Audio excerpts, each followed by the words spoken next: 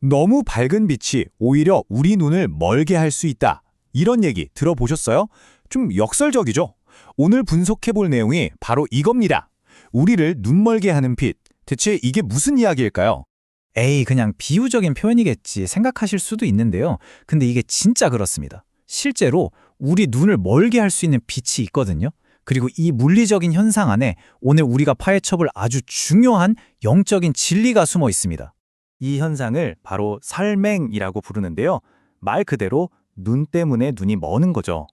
하얀 눈에 반사된 아주 강렬한 햇빛이 우리 눈이 감당할 수 있는 한계를 넘어버려서 시력을 잠깐 마비시키는 거예요. 자, 그런데 만약에 신의 영광이라는 빛도 이 설맹을 일으키는 빛과 같다면 이건 무슨 의미일까요? 자, 첫 번째 섹션입니다. 바로 이 너무 밝은 빛에 대한 이야기인데요. 이 물리적인 현상을 한번 신학적인 렌즈로 들여다보겠습니다. 오늘 이야기의 핵심 질문이라고 할 수 있겠네요. 만약에 말이죠, 궁극의 영광을 상징하는 그 신성한 빛이 너무너무 강렬해서 우리 인간의 눈으로는 도저히 볼 수 없는 거라면 어떨까요? 어쩌면 우리가 신의 영광을 직접 보지 못하는 이유가 바로 이것 때문일지도 모릅니다. 두 번째 섹션, 영광에 대한 두려움입니다. 성경을 보면요, 실제로 이 압도적인 영광 앞에서 인간이 얼마나 두려워했는지를 보여주는 사례들이 꽤 많이 나옵니다. 모세 이야기 유명하죠? 하나님과 대화를 나누고 내려왔는데 얼굴에서 빛이 나는 거예요. 근데 그 빛이 너무 강해서 이스라엘 백성들이 무서워서 가까이 오지도 못했습니다. 더 놀라운 건 성막이 완성됐을 때예요. 하나님의 영광이 그곳을 가득 채우니까 심지어 하나님과 가장 가깝다고 했던 모세조차도 그 안에 들어갈 수가 없었다는 겁니다. 여기서 중요한 건 모세의 얼굴에서 났던 빛은 직접적인 빛이 아니라 반사된 빛이었다는 거예요. 그런데도 이 정도였던 거죠. 신의 영광과 인간 사이의 그 엄청난 간격을 보여주는 대목입니다.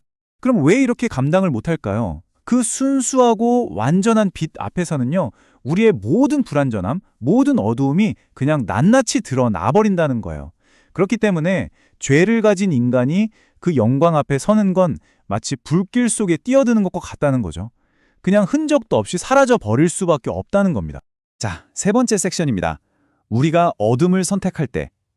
이렇게 압도적인 빛이 있는데 인간은 과연 어떻게 반응했을까요?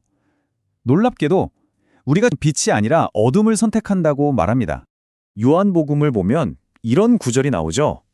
빛이 세상에 왔는데 세상은 그를 알아보지도 받아들이지도 않았다는 겁니다. 아니, 빛이 왔는데 왜 거부했을까요? 그 이유가 뭘까요? 여기서 세 가지 근본적인 이유를 짚어줍니다. 첫째는 어둠이 너무 익숙하고 편안하기 때문이에요. 그냥 익숙한 게 좋은 거죠. 둘째는 교만입니다.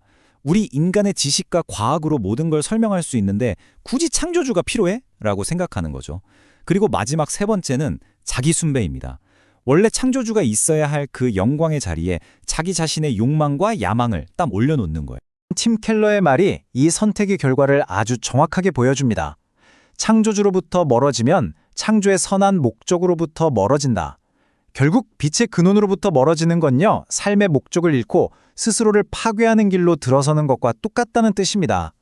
네 번째 섹션, 우리가 볼 수 있는 영광입니다. 자, 보세요. 직접 다가가면 소멸될 수밖에 없고 또 스스로는 자꾸 어둠을 선택하는 게 우리 인간입니다. 그럼 이야기는 여기서 그냥 비극으로 끝나는 걸까요? 아니라고 말합니다. 왜냐? 우리가 볼 수 있는 영광이 나타났기 때문이죠. 바로 이 구절이 거대한 전환점입니다. 말씀이 육신이 되어 우리 가운데 거하심에 우리가 그의 영광을 보니 너무 눈부셔서 쳐다볼 수도 없었던 바로 그 신의 영광이 이제는 우리가 마주할 수 있는 형태로 예수 그리스도를 통해 우리 곁으로 왔다는 선언인 거죠. 이 두 영광의 차이는 정말 극명합니다. 한쪽은 우리를 두렵게 해서 밀어내는 빛이죠. 그런데 다른 한쪽은 우리를 끌어당기는 은혜와 진리의 빛입니다. 우리를 심판하고 내쫓는 대신에 우리를 하나님의 자녀로 따뜻하게 초대하는 그런 영광인 거죠. 존 파이퍼의 인용문도 이 점을 아주 잘 강조하고 있어요. 우리가 볼 수 있게 된 이 영광이 결코 원래 영광보다 약해지거나 희석된 버전이 아니라는 겁니다. 오히려 그 영광의 충만함이 우리를 향한 압도적인 은혜라는 형태로 표현되었다는 거죠. 정말 놀랍지 않나요? 날 때부터 맹인이었던 한 남자의 이야기를 통해 이 과정을 정말 생생하게 보여줍니다. 이 사람은 먼저 육신의 눈을 뜨는 기적을 경험해요. 근데 세상은 어떻게 반응하죠? 그의 증언을 거부하고 그를 쫓아냅니다. 하지만 바로 그 순간 그는 예수를 다시 만나게 되고 비로소 영적인 눈까지 뜨게 되죠. 어둠 속에서 나와서 세상의 저항을 뚫고 진짜 빛을 발견하는 그런 여정을 보여주는 겁니다. 자, 이제 마지막 5번째 섹션입니다. 다시 보기를 위한 부르짖음. 그렇다면 이 모든 이야기를 우리 삶에 어떻게 적용할 수 있을까요? 어떻게 하면 우리도 이 어둠 속에서 빛을 볼 수 있을까요? 우리가 볼 수 있는 영광이 바로 우리 앞에 있는데도 불구하고 마지막 장애물이 하나 더 있다고 말합니다. 바로 이 세상의 신이 우리의 마음을 혼미하게 만들어서 이 빛을 보지 못하게 가로막고 있다는 거죠. 맹인 바디메오의 이야기를 통해 그 해답을 보여줍니다. 그는 예수님이 지나가신다는 소리를 듣자마자 주변에서 조용히 하라고 하는데도 아랑곳하지 않고 필사적으로 소리쳤습니다. 그리고 예수님이 부르시자 자신의 전 재산이었을지도 모르는 그 겉옷마저 휙 내던지고 달려나갔죠. 그의 목표는 딱 하나였습니다. 그의 요청은 아주 단순했지만 그의 모든 것을 담고 있었습니다. 선생님이요, 보기를 원합니다. 바로 이것이야말로 어둠 속에서 빛을 향해 내딛는 가장 중요하고도 첫 번째 발걸음이라고 이야기합니다. 오늘 이야기는 이 질문으로 마무리하려고 합니다.